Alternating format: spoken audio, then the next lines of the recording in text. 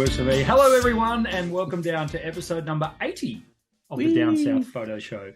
With me, Brendan Waits, here in Ocean Grove, Victoria, Australia, unlike my background. And the other guy in the other screen or in your other ear, if you are listening to the show, it's Cam Blake in Hobart, Tasmania. Good to see you, Cam.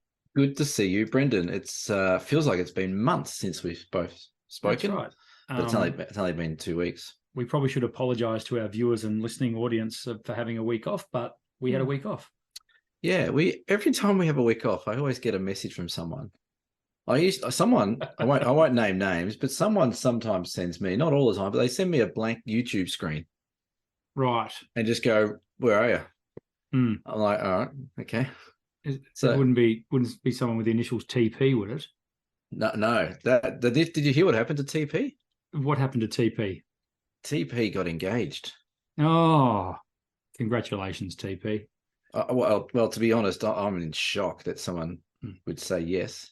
Yeah, very cryptically, I sent him a Facebook Messenger message that said, "Congratulations," and he replied back, "For what?" And I just went, "I don't know now." Yeah. Is it all a hoax? Anyway, we don't talk about TP and we don't talk about that other podcast that doesn't mention us. No. Rumor has it they're actually stopping. They're shutting down the show. That's what I heard today. I would be too. When you can't keep up with us, you know. Yeah, that's from the horse's mouth. That's just what happens. That's fine. Anyway. Now, you've been a busy beaver. We've both been busy beavers, but you have in particular with some workshop tours and stuff like that you've been, and that's why we haven't been able to converse. Yeah. I think last week when we tried to record, you were on Flinders Island? I was on Flinders Island. We could have almost recorded, but it was just a bit sketchy with the reception. Yeah. And of course, we run a high quality show here. We do. I didn't want to, cut corners or run the risk of being, all the way through the show. So yeah, exactly. Or run the risk of me not hitting record. Yeah. Well, guess what? I've only just pressed record on the audio, but you might have to you might have to pick that up off the other recording. No, anyway. That's fine. I'm a wizard with that sort of stuff these days. Cam, you know this. Mm-hmm. Sure thing. Right. So Flinders Island followed closely by. Flinders Island came back for a day. Then I was off to the Tarkine. Back for a day, off to Bruny Island tomorrow. So crikey, I'm feeling pretty tired. I'm pretty knackered. But I'll get a relatively decent sleep tonight. Bruny Island's a small little workshop, so that should be okay. But yeah. And then after that, well, I think we're a week off or so. Then we're up to you, I think. Hasn't that rolled around quickly? Yeah, that's crazy. Nuts. Yeah. King's birthday weekend, long weekend, Saturday and Sunday. Sorry, both sold out, folks. But anyway, we will put our heads together and probably launch the summer version of that again at some point. So stay tuned. Yeah. So we got so I get back on this 28th. So yeah, we've got a little bit of time. We've got a couple of weeks before that. So very good. I'm looking forward to them. We're not here to plug workshops, though, are we? We're not. We did enough of that in the last episode. Yeah. Bruny Island, that's a close one for you. Yes, sorry, you're going to say. I was just going to say, just on that Murray Melly workshop from October the 12th to 16th. Yes. We had 2 spots left. Mm-hmm. I reckon those 2 spots are going to go in the next 2 weeks, is my guess. Okay. Unless people get in quicker, it's first in, first served. But I had some customers on these workshops who are just going back to work out whether or not they can get their horses babysat, and whether or not driving to Swan Hill is too far to go before or after BFOP, whenever it is. So if you're listening to this tomorrow on Friday, the 26th of May, and you were thinking about the Murray Melly, go book a spot. There's 2 left, but I would suggest they'll be going soon. I reckon we'll have those sold up pretty quick. Anyway, as I say, we're not here to plug workshops, but there we are plugging workshops. That's fine. That's what we do. That's good. We plug stuff. We've got to pay the bills, right? Well, we just talking about that, weren't we? Exactly right. It's that time of the year. Yeah, it is tax time. Yay. Yeah. Yes. Anyway, how have you been? You've been good? You've been busy too. Yeah, look, it's been a busy time. So we went through all the Mother's Day kerfuffle, and then sorry, I shouldn't call it kerfuffle. I was going to say that's probably not the word. That makes people mothers coming sound in to like print photos for their mums, which was cool. So framing up a lot of stuff. Today I took delivery of 735 kilograms of frames. A ton of frames, almost. Just about. That's what it said on the invoice. So the delivery docket. Is that from our good friend Profile? Very good. So Profile Frames, who do not sponsor the show, but they should. I move enough of their product. So Australian-made, ready-made frames. So we sell them at Camera and Photo, and they are without question, the best ready-made frames in Australia that I have seen. They're very consistent and their quality is very, very high. So yeah, I restocked all my frames after Mother's Day, so I've been busy getting all those up. And well, it was looking a bit bare the day I was there. I think I mentioned that to you. It got worse than that when you right. But we finally got it all back into stock. So I spent a lot of the day merchandising and got all that done. And then this evening I ran my entry-level SLR workshop, which was great. Had 4 participants tonight. Yep. It's a 2-hour workshop that I run at the shop, just basically to get people up and running. It's like proper entry-level workshop where we give you the foundation for better photography. It's always gets very, very well received, and tonight was no exception. So excellent. I love it, but it did run late, and then I had to fly home and do the podcast, which I love doing as well. So that's fine. It's all good stuff. And here I was just waiting for you with bated breath to jump online, just staying up, burning the candle at both ends, just so you can. That's right. Run a workshop. Yes. Yeah, I'll just ignore that. Backgrounds. Shall we tell everyone where our backgrounds are? Yeah. Why not? You go first. I'll go first. You go first. Okay. Yeah. Let me just switch to that mode there. So, hang on. I've got to cover it up, don't I? There we go. Where the hell am I? Oh, this is in Tasmania. This is in the Derwent Valley in Tasmania. So when I was down there after I did the overland, I had 4 days down there with the Fam Bam, and we went and did a bit of cruise. We actually covered quite a bit of territory out of Hobart. It was cool. Yeah. Really enjoyed going up to the Derwent Valley. So we headed up to Mount Field, which you go through the Derwent Valley to get to, Mount Field National Park. Spent the sort of, a few hours there. And then on the way back, of course, we had all the golden light coming through, the incredible autumn colours that you get in the Derwent Valley. And this was a spot that, I don't know, Cam, did you tip me off about this spot? I can't remember. I think you might have.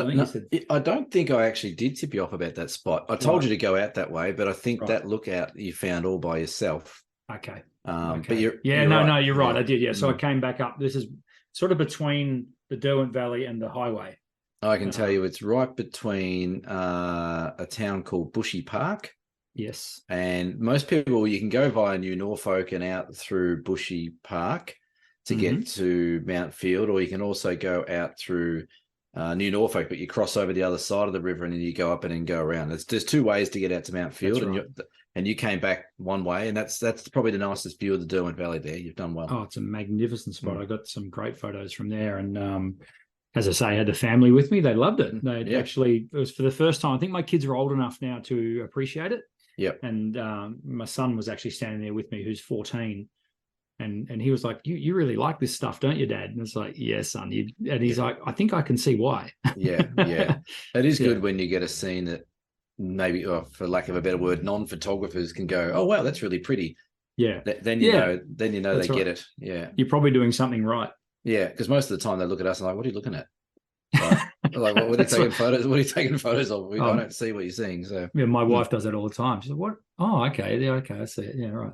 Yeah. Your background, Cameron? My background quickly. I'll cover that up if I can. So this is from the Tarkine workshop. This is about 3 days ago. This is a nice little walk down to a place called Lake Chisholm. They're all sinkhole lakes in that region. It's a very big sinkhole region. But this walk is just incredible all the way down to the lake, and it's got some beautiful man ferns you can see in the background. But the thing I like about this little walk is those ferns, the little ground ferns, you don't really get them anywhere else in the Tarkine apart from this walk. And they just look really cool, and they go all different colors and stuff like that. So there was a nice bit of light filtering through, nice big tree root on the left-hand side. And just explaining I was sort of explaining to the guests there that, look for the light that you see. So if you see some light on the side of this tree where we are, there's really nice light down there, sort of exposed for that light, and the rest sort of just does what it has to do. We had a really nice day there. We had a lot of rain. We had rain almost every day in the Tarkine, which worked really well. The forests, they're just spectacular. And the fungi, like the amount of fungi we saw, like we did this walk. It's called the Julius River Walk. It's about a 500-meter, 600-meter circuit, just a circuit around this beautiful forest. We spent 2.5 hours there, and 2 customers of mine, wonderful customers, from the car, got no further than 50 meters. for the for the 2.5 hours because Yep. it was just fungi galore all the way And I down. bet you they got hundreds of photos. They got hundreds of photos. One of the ladies, Frances, had the new 90mm macro Olympus Pro lens, so she was playing with that. Victoria, another customer, she was using her 60mm macro, and she had a bit of a play with the new IM1 that I had as well. So, but yeah, it's the Tarkine's great. It's an amazing spot. If you haven't been there, there's actually, while we were there, and this wasn't planned, there's a show on Channel 7, it was called Outsiders or something like that. It was a whole episode on the Tarkine with Bob Brown and Charles Woolley.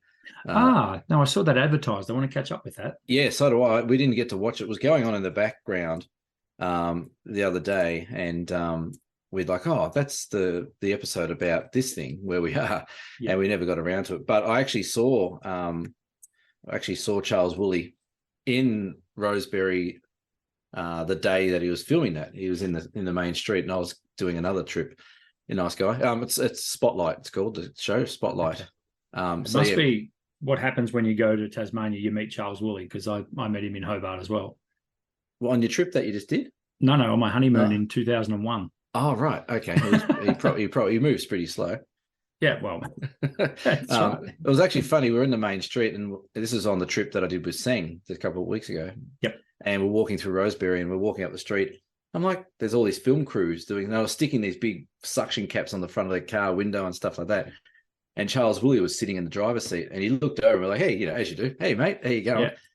And he goes, I feel like a bloody queen in doing this. And I said, king, you mean? He goes, oh, yes, king. So because you don't look like a queen. And we had a bit of a chuckle. But yeah, so yeah, if you want to watch something, look up the Tarkine, Channel 7, Spotlight. It's all about the importance of that region.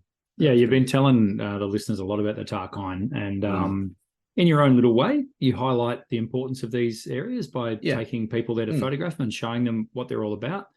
I've definitely got a new appreciation for the wilderness in Tasmania after our little jaunt a few weeks ago. Yeah, which it sort of opened my eyes to just how stunning it really is. Well, for those that are interested, again, this is not a plug, but next April, you and I are going to be doing something in the Tarkine and the Cradle Mountain area. I'm very excited. Are we leaking this already? I don't know. I'm so tired. I'm so tired. I could be leaking myself. I wouldn't know. Yeah, that's a teaser of maybe a Tarkine Cradle thing, maybe next April sometime. Yes, I'm very excited in great anticipation of that. Let's talk photography. It's only been 48 minutes since we started the show, so we might as well. Better than another show where they talk for 5 hours and don't talk anything. I thought it'd be an interesting what's the word I'm looking for? Interesting thing to do. An interesting thing to do to rebuild our photography kits. So like a we're going like a hypothetical where if we wanted to restart, so basically someone stole all our gear, everything we own, bastards. Today they just gone. Right. Where would we start? What would we rebuild it with? Like, would we rebuild it with what we've already got? Would we look somewhere else? Would we? Money is no object. I was going to say, do we have a budget? No, money's no object, because I think, well, okay, maybe we could do two kits. Maybe we could do a budget kit, and maybe we can do a dream kit. Right. Like. Okay. Be, an interesting exercise is the word I'm looking for. Yeah. Okay. Yeah, it would be interesting. I think if you want me to go first, I can start crapping on. I want you to go first, but I want you to go with the budget angle. And the reason I say that is because we get asked a lot, you do and I do, about yes, we do. What camera should I buy? What lens should I get? What, so it'll be interesting to see where you take it and where I take it. But let's start with you. So give us a roughish sort of budget. You're not talking, you're talking camera lenses and stuff like that. I'm not talking $80 here. No. Yeah. You're talking like under 10,000 or something like that. No. I'm gonna say under 2,000. Under 2,000. So you've got $2,000 to spend on a kit that will keep you in the business of being a landscape photographer. Cameron, what do you buy? And this is unscripted and off the cuff. Totally unscripted. Where would you go with it? Where would you start?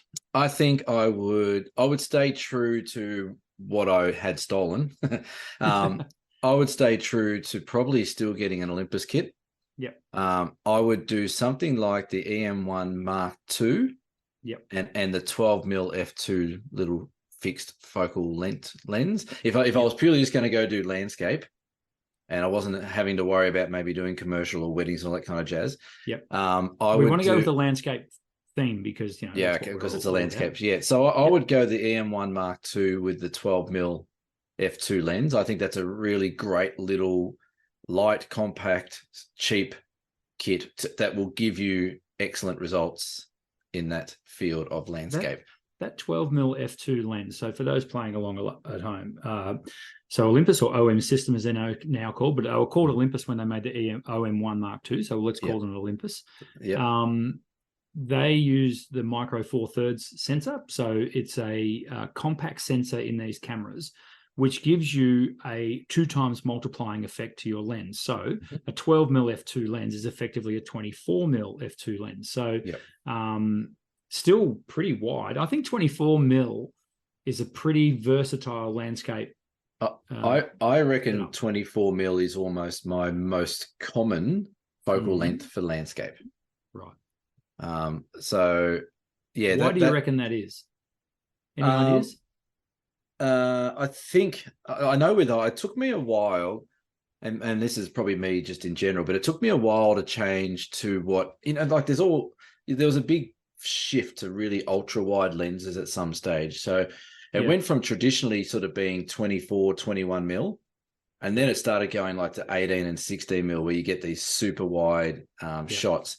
And I always sort of frayed away from them. And I think it comes back to the film days. I think I used to shoot a lot of my 24mm Zuko lens on my film camera. I love that lens. And it just gave me enough width, gave me enough to play with. They were generally a really good sort of lens to have. And you could sort of get a fair bit in your shot, like waterfalls or portrait or landscape, whatever you wanted to do. So 24mm to me was pretty good. If I look now, though, if I quickly go back to my photos and have a look at the last couple of years, 21mm is probably my most common. Oh, right. But I very rarely go more wider than that. Yeah. So 24mm I think would give you enough for landscapes, whether or not it's a forest, a beachscape, a waterfall, whatever it might be. I reckon the 24mm, well, I stand to be corrected here, but as far as I can tell, is the one that most closely mimics the human's vision. Now, I'm not talking peripheral, I'm talking vision straight in front of you. I reckon if you put your hands out like that and you're looking, it looks around that 24mm angle. Yeah, so, I thought, and I might be wrong, and you might be wrong, we might both be wrong. I thought the human eye was around about 35mm. 38 maybe I'm counting too much peripheral vision. Maybe your brain's got a half sensor or something. Yeah, I haven't looked that up, by the way. I'm just looking and saying, okay, that looks about 24mm. I actually think it's more than that now. I think it's about 43, 44mm, which is what I normally see. Yeah, that's pretty tight. It is pretty tight. But 24mm EM1 Mark II, and I just did a quick Google search on what it's worth. Yep, and I reckon I've scraped in under $2,000. Yeah. Okay. So, what you would push your budget and get that camera and just the one lens. If I was purely doing landscape, if landscape was my only thing, I would. And then, if I could get one secondhand, though, if I could, I would chuck in a second lens, which would be the 75mm 1.8 Olympus lens. Yeah, nice. which is a 150 equivalent. Yep. Those two lenses would sort you out for landscape photography forever. Yeah. Well, there you go. There's a pro tip for you folks. If you're looking to, get into landscape photography and shoot the way this guy does, then, Olympus OM1 Mark II. Well, to give you an idea as well, that really quite popular Aurora shot I did of the tessellated pavement. Yes. EM1 Mark II, 12mm f2 lens. There you go. And so many shots around that sort of era, like 5-6 years ago, that I put out there that did really well, were all shot on that combination. It was just It was almost like shooting fish in a barrel with that combination. It's like, oh, there's an 8 shot, bang. There's another good shot, bang. Yeah. But yeah, that 75-1.8, I reckon you could squeeze that in secondhand under $2,000, that whole kit. It's a good setup. And it's funny you should. Well, I was just thinking while you were talking there, what I actually used for probably the last, a good part of the last 10 years. And that was my trusty old Nikon D5200 with the 10-20. And seriously, man, I should have spot welded that lens to the front of the camera. I never took it off. It was always there when I was shooting. Now, Nikon being a little bit different in terms of their sensor, because they use the APS-C size sensor. So you get a 1.6 times multiplier. So 10 mil was 16 mil. So 10-20, so 16 to 32. Sorry, 16 to 40, roughly. I had the f3.5 version of that lens, which was great for not so much astro or anything like that, but definitely for wide angle. And for relatively low light like sunsets and that sort of stuff. But I reckon you're right. I think I would hanker for an f2 or something like that. But that the Nikon D5200 and a Sigma 10-20 lens, I reckon you'd buy that now for $800 total, both, which is incredible. Which so then would give you a bit of scope. You go and get a zoom lens. I think. Traditionally, I've always invested more money in the glass. So, well, maybe not necessarily the quality of the glass, but just more of it. So what I would do is, definitely look at a zoom lens. If I was going to go to your system, the OM or Olympus system, I think I would look at an EM5 Mark III, the EM5 Mark III, the new one, EM1. The new, get the 12 mil, as you say, which I do love that lens. And funny you should say, I sold one of those today, the 12 mil f2. Oh, there you go. Because a lady asked me what she should get for it. Anyway, long story, we won't go there. I would add though the one that I took on the Overland, which was the 40-150, their kit lens. Now, a lot of people are going to go, well, why the hell would you bother? Like, that's a $200 lens. When I was hiking, that was incredibly versatile to have that lens with me and have a focal range of 80 to 300. That's nuts, isn't it? It's so good. And look, I mean, the photos that I got using that lens, they're not going to win any awards or whatever. We're going to talk about awards next week, aren't we? Photo comps next week. Yes, we are going to talk about awards next week. We have to. There's a teaser for it. But I just found that kit. So I had the 8-25 and then the 40-150. So I actually had a gap. Didn't even realize that I had a gap, but I did have a gap. But I found that lens so good for just whipping it out and zooming in on, the mist rising off the forest floor that day, that sort of stuff, and isolating scenes in the distance. So this shot behind me, for example, I wanted to isolate one of those poplars, for example. You could do that quite comfortably. That's right. Actually, that little group of poplars right across there, that'll look pretty cool in isolation. A little bit of red behind them. And that sort of stuff. Red, yeah. But anyway, that's if I went to the Olympus system. If I stuck with like a Nikon system, mate, Nikon or Canon, secondhand. Well, it's interesting. How many lenses do you want? Yeah, exactly right. It's interesting though. Like, we've both come up with different camera brands, so to speak, and different cameras. You've gone for 2 zoom lenses. I've gone for 2 fixed focal lenses. That's right, 2 primes. 2 primes. And the only reason why I would, if I had a limited budget, go prime is generally the prime lenses are sharper and there's less glass and all that kind of stuff. And I also like the challenge of not having, you're restricted. I like the idea of being restricted. And I do it on workshops. We'll probably do it on the Murray Mallee as well, where we'll say to people, right, guess what? For the next hour, you can use 200 mil only. That's it. Start looking differently. And we did it on the Tarkon workshop. We did it on the Flinders Flinders Island workshop. You just put people in a different mode for a while at a different focal length, and you can actually see, like, you can hear the cogs ticking in the head. It's like, okay, what 200 mil? Like, we're doing landscape photography. How am I going to do 200 mil? And within about 5 minutes, people are like, oh, wow, look at that bit on the mountain up there. Bang. Look at that little bit down there. Bang. And so that's where, with that kit, I'd like to keep them fixed focal. And I think that would help my photography improve a bit if I was going to start again, so to speak. Well, the good thing is they didn't steal your experience. They didn't steal my knowledge, no. That's right. They only stole your gear. So, I just buy an iPhone then.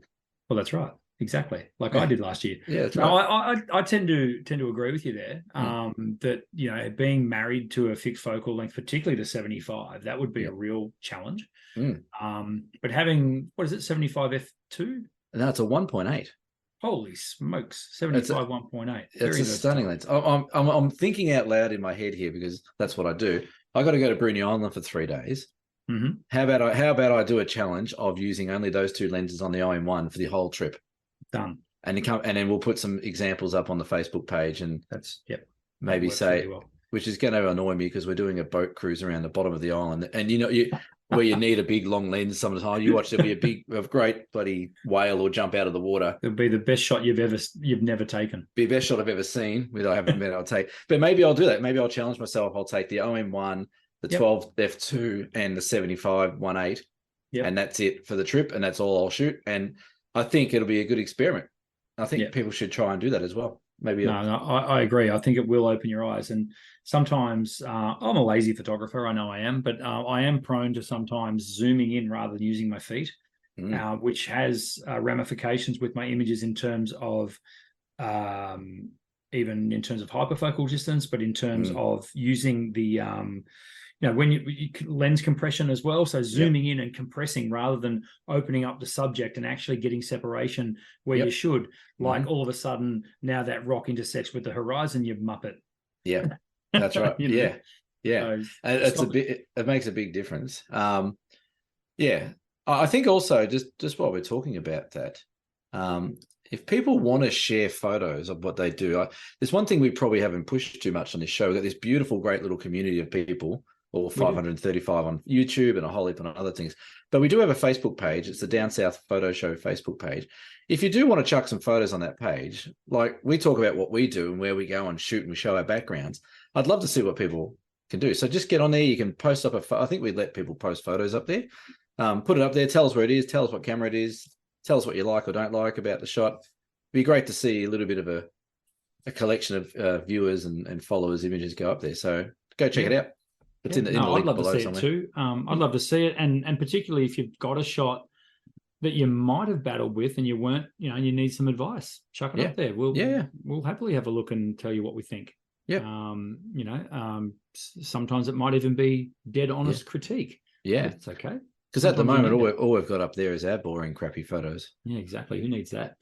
Nah. Time it doesn't really. Okay, so let's switch things up here. Now you don't have a budget. So now I don't have a budget. Yeah, it's sort of it's a tricky one, isn't it? You start thinking, oh well, I'll get this, and this, but hang on a minute. We're still landscape photographers. We still want to stay relatively mobile. Yeah. Well, it's fun. It's funny you have, and again, I was talking to the people on the Tarkine about our show, that they were all people that listened in, which is great.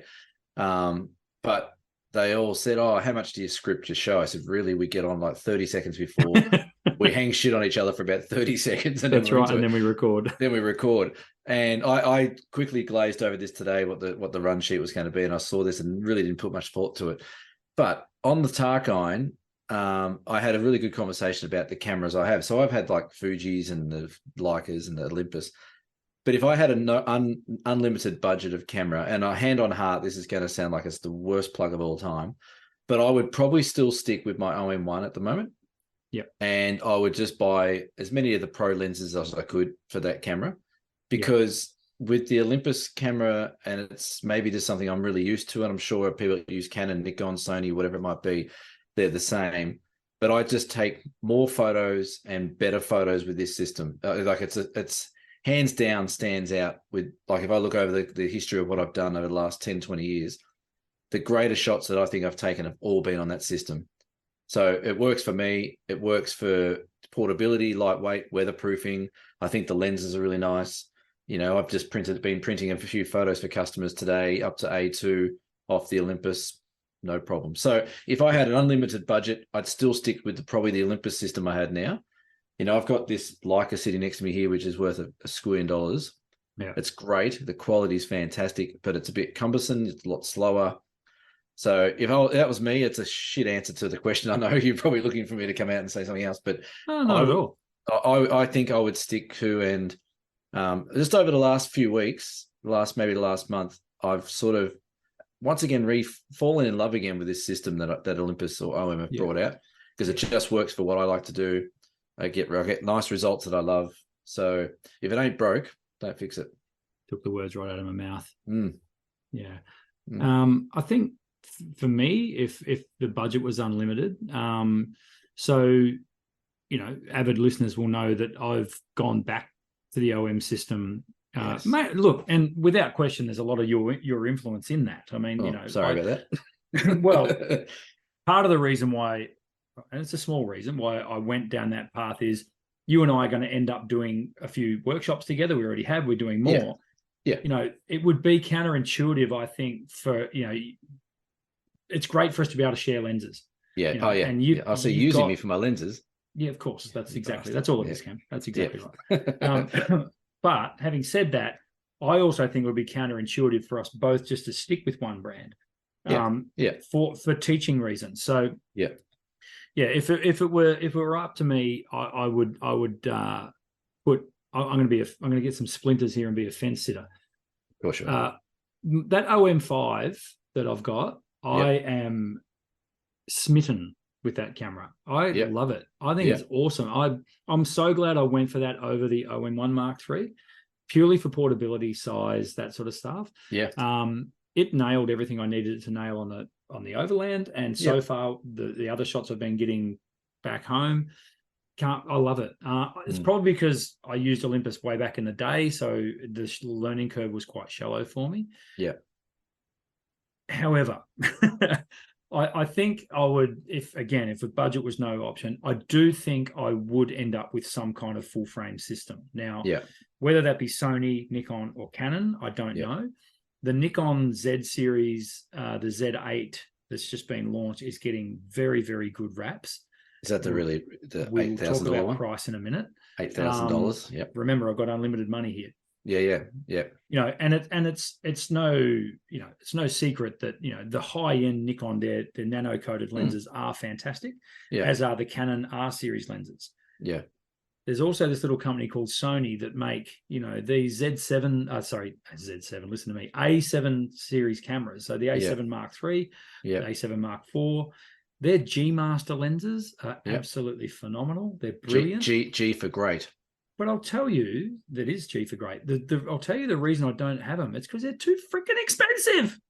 Yeah, and this it's interesting that you've sort of gone that path a bit as well, because I don't know how many conversations I've had over the last few months about this full frame versus no full frame. Yep. And I think there's a real hang up in the industry that people just are still hung up on full frame. Yeah. And full frame generally means megapixels. And I just don't, like, someone was talking to me on the other workshop the other day about going to the Canon, the R6, which is a small body. Yeah. But they spent the money, they bought the camera, and they went, I just want something a bit smaller. And they saved like 150 grams because the lenses were still so big on the front. Yeah. So I don't know, like it's interesting that the full frame conversation still comes up these days. Like we've said it, you've said it 1,000 times. The megapixel race has been run and done. It's overdone. And people, once people accept that, then the other full frame conversation is, well, I can crop a lot heavier if I want. I got more pixels to play with. Yeah. And the only comeback I have to that is, well, if that was me, I'd probably change lenses and do it optically and through the camera. Yeah. But it's interesting that full frame still gets airtime. I'm still surprised even now that full frame still gets as much airtime as it does, because I think we've proven, and the proof's in the pudding of what people do. I think it's been proven that Fuji's or the crop sensor Nikons and Canons and all those ones can still create amazing images, able to be printed, and that's it. That's the game. Like, it's as long as you can print them out big and be happy with them. Yeah. So yeah, it's an interesting one. Yeah, I still think this is why I said I'll get splinters. I'll have a foot firmly in both camps, because I've used both systems and I know they're great. They're both great. But it can sometimes be horses for courses as well. So, for example, if I do think if I was to set up a portrait studio and I was shooting weddings, where skin tones, where detail, particularly on a bride's face, for example. I firmly believe there is no substitute for full frame in that kind of scenario. I think, the level of detail that you get, and when you're shooting a wedding or and we're a landscape show, so I get that. There's an asterisk here. But when you're shooting portrait work in particular, and you're shooting on the fly like at a wedding, and then you want to edit and you do want to zoom and crop with the image that you've got after the fact, you didn't think to change lenses, or you just didn't have a chance to change lenses, that's where you'll find the majority now of portrait and wedding photographers are shooting full frame. Normally for that reason. But you're not going to take that gear on the overland track. You're not going to take that gear on a hike anywhere. That's where the compact gear of Olympus and their Micro Four Thirds system piss all over it, because they're so much more convenient and easier to travel with. So a question for you, I'm just thinking, are us as photographers, landscape, weddings, whatever it is, are we buying camera gear to satisfy our own needs, or are we buying camera gear to satisfy what the customer requires? Both. I think there's a bit of both. There's room for both. Because I think, you think of wedding photography, portrait photography, all that kind of stuff. And we've had this conversation as well about, photographers don't buy landscape photographs. It's people just walking off the street like it. So a wedding photographer hires me to do a wedding and they get their photos back. They're not thinking, gee, that one looks like it's been cropped in a bit from a full frame shot. They're like, look at the emotion on my face. Look how beautiful I look. Or look at Nan in the back, all these kind of, things that go through their head. The only time that I think it needs to be critical with quality of images or quality of file in regards to sharpness and things like that is if you're doing real high-end commercial work, where the client is going, well, this needs to go on a billboard, and they've got the magnifying glass having a look. But I think these days that photographers are more passionate about fulfilling their own wants out of a camera, instead of maybe looking more externally to saying, who am I shooting for? What am I using the images for? And are they going to care if it's full frame or not full frame, or 1,000 megapixels or 20 megapixels? So I think I think we get a bit bogged down in our own, I guess, full of our own, I don't know, whatever it is, thoughts on what camera we need to get to satisfy what we think we want to do. Yeah, that makes sense. I think what you're talking about there a little bit is to do with marketing as well, and the way these cameras are promoted and marketed. You got to look through that. And you've really got to, if you're in the market for new gear or secondhand gear, whatever, you got to sit down and make a list and say, what do I shoot? What do I want to shoot? What's the main thrust behind what I'm doing here? And I think, again, this is a landscape show, so let's stick with that. But in terms of how good, and we keep coming back to the OM system because we both use it, but how good it is, it's totally fine. For it handles pretty much everything, anything we want to throw at it. There's only been, I can count on one hand, a number of instances where I have, I'm unlikely to go back to some of the places I've been to in the last couple of months, and in that particular light, to shoot it again. So I've only got what I've got, and I reckon there was 5-6 photos from the overland, for example. I'm like, I just wouldn't have minded a little bit more detail, a bit more resolution on that part, so I can zoom and crop.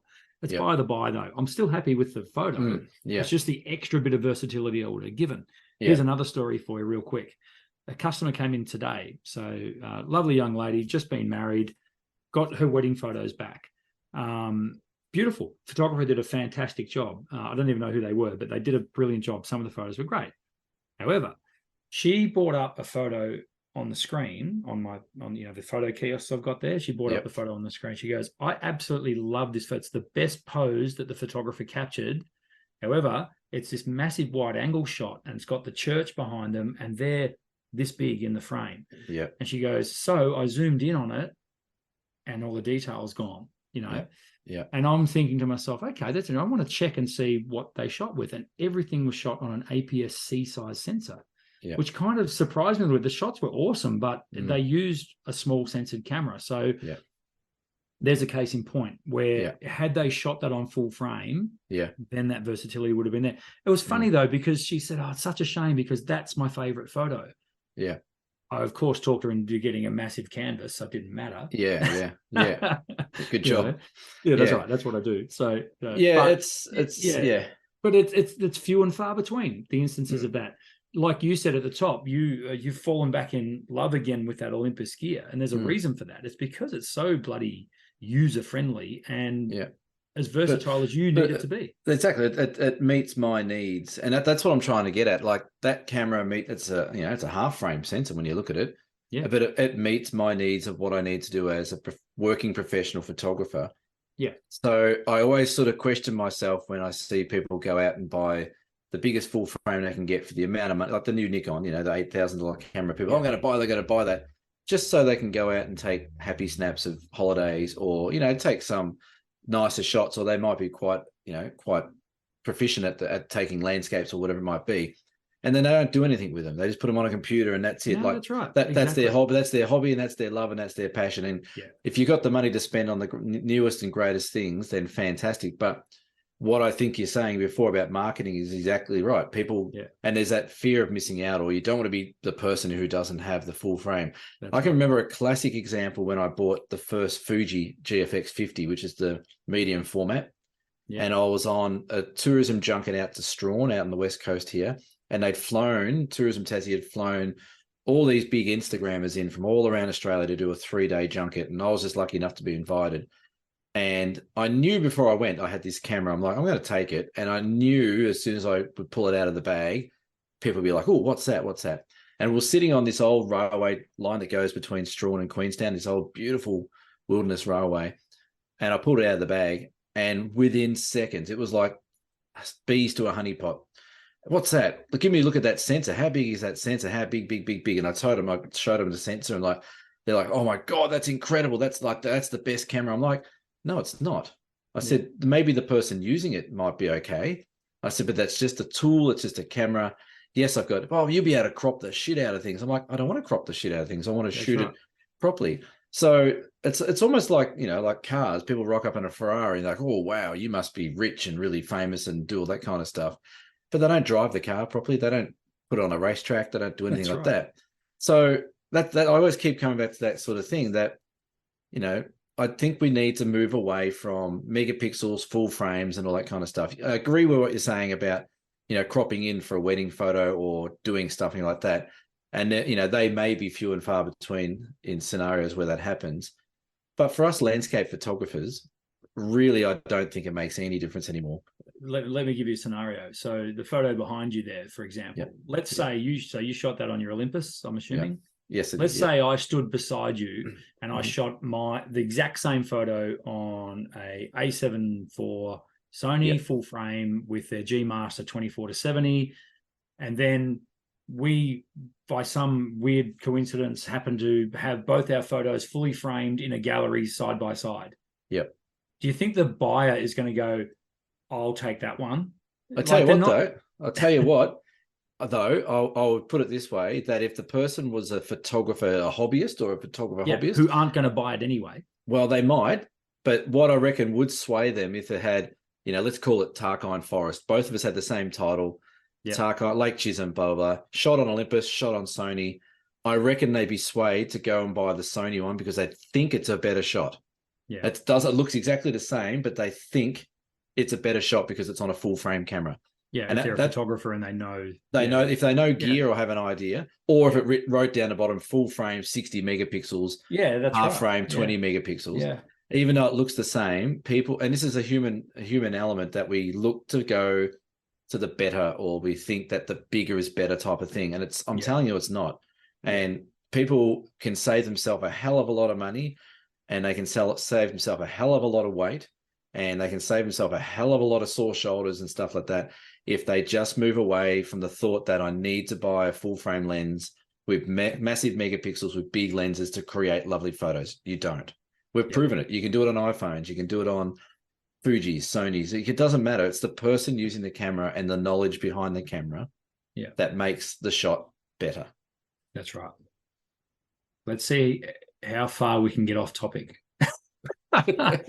Anyway, so back to our cameras now. But that's it's a really interesting conversation. And again, it's a good question to ask people if they had unlimited money. And people can put it in the comments below. I'd love to see what they come up with. Yeah. But if you had unlimited money, just tell us what body you'd buy. What camera body would you buy? And then you can take all the lenses you want with it. But tell us what camera body you would buy and why.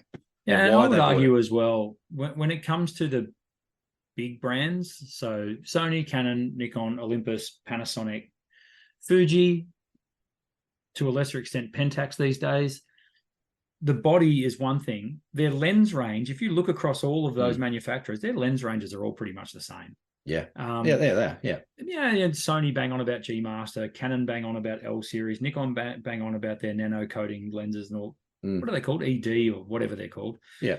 Yeah. Extra low dispersion. That's it. It's so hard you can't get the old struck match between them. Like they're so similar. Yeah. And again, will it make an iota of difference to the end result when someone's looking to purchase your photos? Or what have you got there? Cam, for those listening, has just flashed a lens up on the screen. So this is a Leica 21mm f3.5 lens.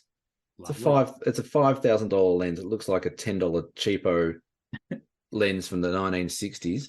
I put that up against, when I had a few cameras in my possession, I put that up against my 100mm GFX 23mm lens. Yep. And I put it up against that Olympus 12mm lens. And I took the same shot, put them on a screen, left them at not 100%, didn't zoom in, didn't zoom back, sat back.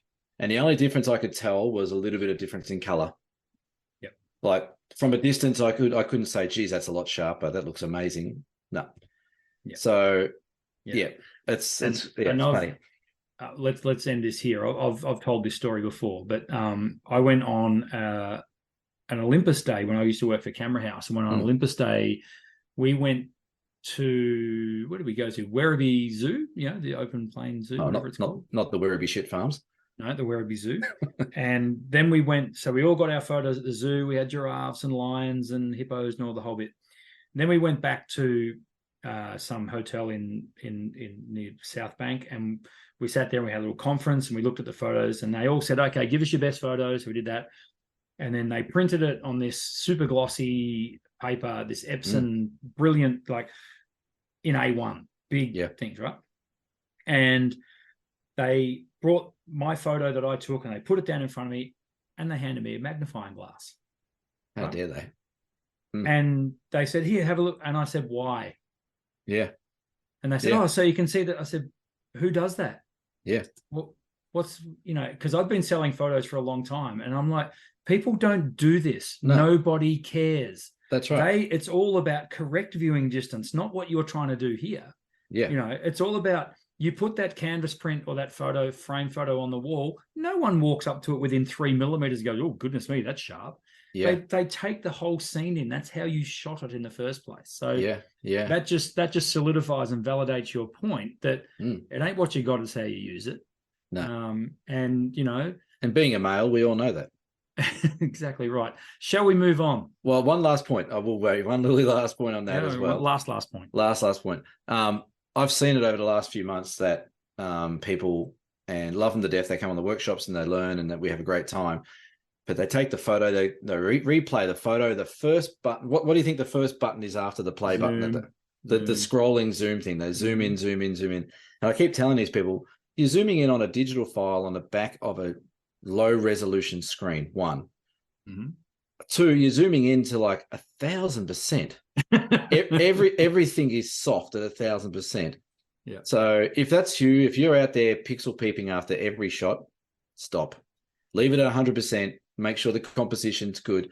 Make sure you've got everything framed up nice. Make sure you got your polarizer turned the right way. Yeah. Get it right. And then when you get to your computer, pixel peep away, but don't do it in field. Yeah. I'm leaving it at that. Well done. Nice. Thanks. I think we can pass the gear talk thing because we've just basically ticked that off. We got a photography horror story, Cam. I saw that. Is that real, or did you make it up? Did you make this up? It's real. This is from Louise in Oxley, Queensland. My brother lives in Oxley. Right. Go ahead. I'm going to Google map where Oxley is. Yeah, it's in the western suburbs of Brisbane. Right. Yeah. Hi, guys. Here's a horror story for you. Thanks, Louise. Mm. If you have a horror story, please send us in. In 2019, I was lucky enough to go on a photography expedition to Antarctica. Ooh, One of I'm jealous already. One of my students tonight is off to Antarctica in January. After 4 days of taking once-in-a-lifetime shots, I was in the Zodiac boat. That's a little inflatable thing, isn't it? Yeah. Heading back to the main ship when we came across a flock of penguins. I quickly grabbed my camera out of my backpack and then proceeded to somehow fumble and drop the entire pack overboard. In Antarctica, no less. Lucky for me, a quick thinking passenger managed to snag my pack with an oar before it completely sank out of view. My 70-200 was a write-off, but my used memory cards were retrievable. I honestly thought I'd lost everything, including all the photos, which is all I really cared about. Wow. It's sort of a horror story with a semi-good ending. Saved from the horror. I think I've spoken about this recently about memory cards, and you know, just how someone asked me the other day what version of SanDisk memory cards I buy, and I said, I think they're the Extreme or whatever they are, but I said they're almost bulletproof these days. You put them through the wash and all that kind of stuff. That's obviously gone into salt water, and survived. So I can imagine. I don't know Louise, obviously, or maybe I do. I don't think I do. It's not Louise from The Walk, is it? No, she lives in Queensland though. I think she, yeah. Hi to Louise from The Walk. You can just imagine the heart rate went pretty high once that happened, because that's not where you want to be losing anything. Oh, but I'd be exactly the same. I couldn't give a stuff about the gear. I want the photos. Like, I'm not going back to Antarctica. Yeah, wow, that's good. Very good. But you notice that it's a 70-200, so clearly it's a Canon, too heavy, fell off. Yeah. But I'm very jealous. Antarctica's on my list to do in the next 10 years, I reckon. Nice. If you have a photography horror story, or if you have a deer cam story, a question as well, feel free. Don't have a deer cam this week, but that's fine. We don't get them every week. That's fine. Shall we mention beer donations? I think we have to this week. Yes, please. We are no longer malnourished. We so we have 2 beer donations this week. Mel and David. David actually chucked in a slab. So David, give it up for David. Good work, Dave. Well done, David. So yeah, thank you. If you'd like to shout us a beer, you can start with a can, a pot, or a 6-pack, or a slab. But that's right. David's going to keep us going for at least the next week, I reckon. So that's awesome. And a beer donation guarantees a shout out. You get a shout out. So yeah, if you want a shout out, maybe Chelsea should buy us a beer. I wonder if Chelsea listens anymore. Maybe I should buy us one. See if I get a shout out to my own show. Well, you're starting to get shout outs in the horror stories and the deer cam. I know, right? And Brendan. So you've taken over that. But that's right. I wonder if Chelsea would buy us a beer. I don't know what's going on with Chelsea these days. She very rarely talks to me. It's a lot of shout outs for Chelsea. She gets more mentions than Mel. Chelsea's got something. Chelsea's got something exciting going on at the moment. I know that for a fact, but I am not in a position to make that kind of call. So I shall shut up. Very good. What's coming up? Cam. You're off to Bruny Island tomorrow. I got a massive day off. And then today day off. And then Bruny Island for 3 days. So it's a nice little short one. It's going to be wet and windy. But we are doing, if anyone's ever coming down to Tassie, and you're not sure what you want to do, even if it's a weekend or a long time you're here, the Pennycott boat tours, they go out of Hobart, they go out of Bruny, and they go out of now down near Port Arthur. And they also go to Wilson's Promontory. They run a trip at Wilson's Promontory now. They are like a 30-seat speedboat that goes all the way around the bottom of Bruny Island, all the way down to Tasman Island. They are one of the best things you can do in Tasmania. I've seen these things. Yeah, like I think they're about $150 for the trip. It's about a 3 or 4 hour trip, but you go all the way around the highest sea cliffs in Australia. You see seals, dolphins, albatross, eagles, if you're lucky, whales. The other day they saw orcas just last week. We're going to do that on Sunday, so that's a real highlight of this trip. But we're down there for 3 days. Is there any limitations with what camera gear you can take? Not really, but you don't want to be changing lenses. So it is a bit bumpy, like it's a speed boat type of thing. But they do stop the boat and they float around and you get shots. You stop 1,000 times along the way, all these amazing sort of parts of the coastline. So it's going to be a bit wet and wild. We're on Bruny Island, but we're hoping to maybe do some astro and fingers crossed an aurora at the Bruny Island Lighthouse, which is quite popular. Fantastic. But that might not happen. But the lighthouse and the views will be nice and moody. They also have albino wallabies on the island. Awesome. I'll hopefully get one of those with my 75mm camera because that's all I'm taking. Nice. Just going back to your boat, if you can't change lenses, could you take 2 bodies? Yep, you could take 2 bodies. Yep, that's what I'd be doing. It's a tricky one though, because you go under these huge sea cliffs, like they're 400 meters above you, and they park the boats right under. So you need a wide angle to shoot them all. Yeah. But then when they turn the boat around, there's an albatross flying a kilometer in front of you. You need a long lens. 2 bodies. So 2 bodies would be good. I'm taking my 8-25 and my 100-400 when I do it. Yeah, that'd be pretty much 8-25, and I'd probably might take the 300 f4 I've got. Ooh, so, nice. Yeah, but if you get too close to things, you're a bit screwed. So you might be right. Maybe the 100-400. It's a good lens. That's cheaper in case, like Louise, you drop it off the edge. That's right. You're only losing a 100-400, not a 300 f4. Yeah, exactly. So, awesome. All right. Well, I guess that's the show. That's what are you doing? Are you doing nothing? Oh, well, good question. Thank you. Busy, always busy. You know me. Loads more printing. Got quite a substantial canvas order to get through. Scanning, Cameron. Right. Scanning so much. Like negatives and slides. Negatives, prints. I've got literally a shoebox of prints to scan tomorrow. For a lady's 80th birthday. You need a work experience kid to come and do them. Good idea. You could ask TP to come across and come across and scan for me. Yeah, he's probably underqualified, but you could teach him. I've got 4 scanners. Tomorrow they might all be in action. Have you got 4 scanners? Oh. 2 film scanners and 2 flatbeds. Yeah. Do you have one of the old Coolpix Nikon ones? No. Remember those? They were because I've got class. No, the Nikon Coolpix ones were the bee's knees. Those I remember them. Yes. Yeah, we had them in the lab at Camera House. Yeah. You know what we should talk about on an episode in the next few weeks is maybe printing your landscape images. Because I went, how every few weeks I send you an email saying, what the hell are the bloody settings I'm meant to have for my Epson printer? I had another one of them today. I had to get some new ink and I put it in there, and all of a sudden the little pop-up print box just looked nothing like it used to. I'm like, what's going on? But there'd been a new driver released for the printer. Right. Because I couldn't get in to get the printer color management to turn off and all that kind of stuff. But it might be interesting because we get a lot of questions on workshops about printing and how do they print or where to send it to print.